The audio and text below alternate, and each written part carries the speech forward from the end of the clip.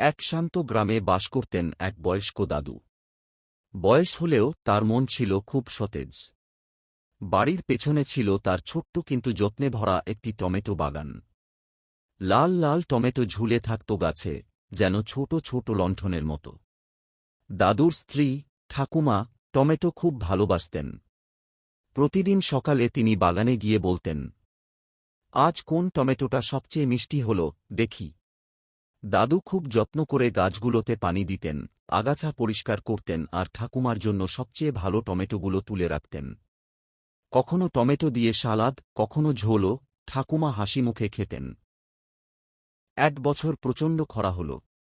অনেকের বাগান শুকিয়ে গেল। কিন্তু দাদু হাল ছাড়লেন না। তিনি প্রতিদিন দূরের পুকুর থেকে অল্প অল্প করে পানি বয়ে এনে গাছগুলো বাঁচিয়ে রাখলেন। এক সকালে ঠাকুমা দেখলেন গাছগুলো আবার তাজা হয়ে উঠেছে, আর বড় বড় লাল টমেটো ভরে গেছে। তিনি চোখে পানি নিয়ে বললেন, এই টমেটোর চেয়েও বড় তোমার ভালোবাসা। দাদু মুচকি হেসে বললেন, যতদিন পারি তোমার জন্য এই বাগান বাঁচিয়ে রাখব।